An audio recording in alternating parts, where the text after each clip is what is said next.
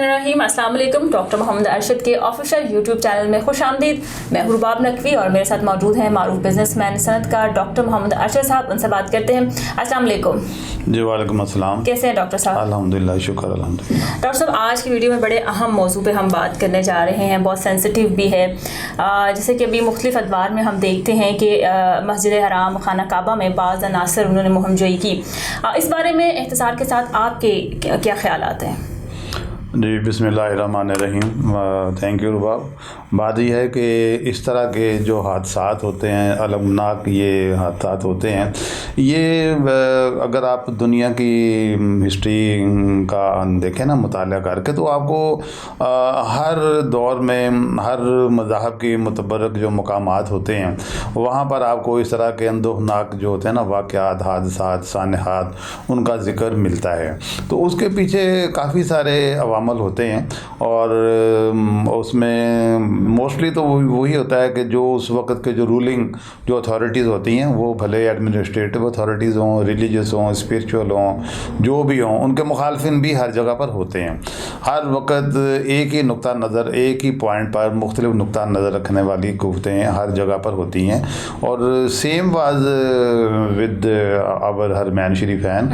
तो वहाँ जो हाकम जो कुव्वतें हैं, ये उनके जो मुखालिफ कुव्वतें थीं, ये शुरू से ही इनके ख़िलाफ़ कॉन्स्पिरेसीज़ बनाते रहे। अब उन जो कॉन्स्पिरेसी बनाने वाले होते हैं, देखिए इंसान की नफ्सियात ये होती है कि जो भी काम वो अच्छा या बुरा करने जा रहा होता है, उसका जवाब उसके जहन में, दिमाग में, ज़मीर में पहले बनता है, फिर वो उसकी तरफ स्टेप फॉरवर्ड करता है। तो अब जिन लोगों ने ये जो इक़दामात उठाए, जो ज़ाहिर है हमारी नज़रों में, तो आम मुसलमान की नज़रों में, क्योंकि हरमैन शरीफैन की हुर्मत का तकाज़ा है कि वहाँ जंगो जदल और क़िताल जो है वो सख्ती से मना नहीं है बल्कि हराम है।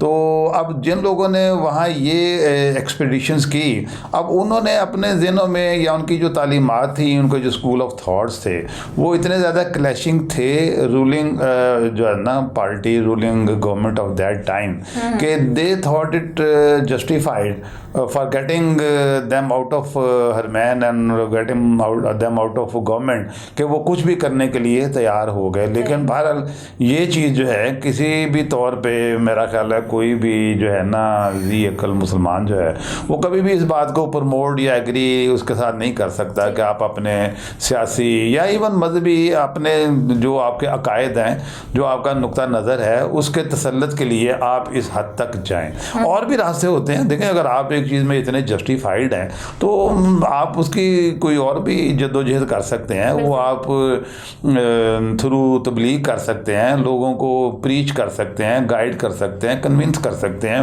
मीडिया का दौर है, उस वक्त भी मीडिया मौजूद था तो वो किया जा सकता था। लेकिन अब अच्छा एक ये मैं बता दूं, इस तरह की जो साजिशें होती हैं ना, मोस्टली ये इतनी मल्टी लेयर्ड होती हैं कि इसकी की सारी गुत्थियां सुलझाई जाती ही नहीं है मुकम्मल तौर पे। एंड पे पता नहीं चलता कि असल जो रूट कॉज थी, जो असल जो मेन इंस्पायरेटर था, वो कौन था।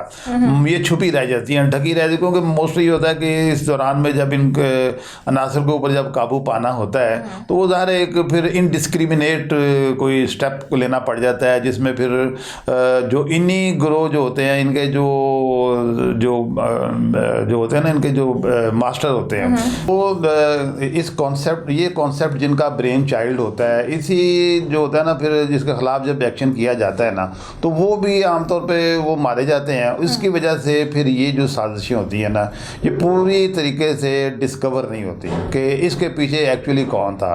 कोई एक बंदा था, कोई एक तहरीक थी, या कोई एक ग्रोह था, या कोई एंटी इस्लामिक ही हो सकता है, कोई ऐसे अनासर हों जो कि आगे अपने ना फ्रंट मैन बना के ना, तो जो जिनसे वो एक्ट करवाया जाता है उनको प्रैक्टिकली नहीं पता होता कि वो किसके आलाकार बन रहे हैं। लेकिन यहाँ मैं एक ज़रूर कहूँगा कि यहाँ ये ज़रूर है, ये मैं तमाम दुनिया के मुसलमानों के बारे में ये बात कह रहा हूँ कि हमें जो होता है ना, ये ऐसे जो वाक़यात होते हैं, ऐसे जो हादसात रूनुमा होते हैं, इसको काउंटर करने के लिए जो हिकमत अमली और अमली तौर पे तैयार रहना, मुस्तैद रहना, और उसके लिए मुनासिब जो टेक्नोलॉजी एक्वायर करना, हिकमत अमली तैयार करना, वारफेयर तैयार करना, ये सारी चीज़ें देखें, ये सारी काम हैं साइंस के। तो मैं ये समझता हूँ कि ये हमारा इस दौर से मेरी मुराद है पिछले 150-200 साल से मुसलमान, हम ग्लोबली जो हम मुसलमान है ना, इल्म हासिल करने में, ख़ास तौर पे जो दुनियावी उलूम है इनको हासिल करने में हम बहुत पीछे रह गए हैं और रहते जा रहे हैं। साइंस और जो है ना ये मेटलर्जी की साइंस है, फिज़िक्स है, जिससे कि इल्म हासिल करके तो ये जो वारफेयर बनता है, असला बनता है, जितनी भी जंगो जदल की अब जो चीज़ें हैं, ज़ाहिर है कि ये अब तलवारों और ढालों का दौर तो है नहीं है, ये तो अब रिमोट कंट्रोल का दौर है, आईटी का दौर है। आपके जो वारफेयर्स हैं वो आप मीलों दूर बैठ के उसको आप कंट्रोल कर सकते हैं। अब ड्रोन टेक्नोलॉजी आ गई, रोबोट टेक्नोलॉजी आ गई है। तो ये अफसोस की बात ये है कि ये जब इस तरह के वाक़यात वहाँ रूनुमा हुए हैं तो वहाँ की जो इंतज़ामिया है वो that was found so helpless कि वो देखते हुए ना फिर मुझे अल्लामा इकबाल का वो शेर वो याद आता है कि वो अल्लामा इकबाल ने फरमाया था जी कि पानी पानी कर गई मुझको कलंदर की ये बात, तू झुका जब गैर के आगे ना तन तेरा न मन। जब आपको इस तरह की साजिशों को काउंटर करने के लिए भी अगयार की मदद जब लेनी पड़ जाए तो वो मेरा ख्याल है कि वो इसी मौके के लिए अल्लामा इकबाल ने ये शेर कहा था।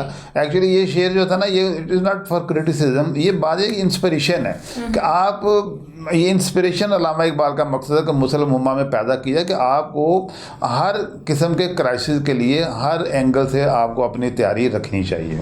ठीक है, बहुत शुक्रिया डॉक्टर साहब, बड़ी अहम मालूमात आपने दी, अपने ख्यालात का इजहार किया। नाज़रीन, नेक्स्ट वीडियो में फिर हाजिर होंगे, तब तक के लिए मुझे रुबाब नकवी और डॉक्टर मोहम्मद अरशद साहब को इजाज़त दीजिए। अल्लाह हाफ़िज़।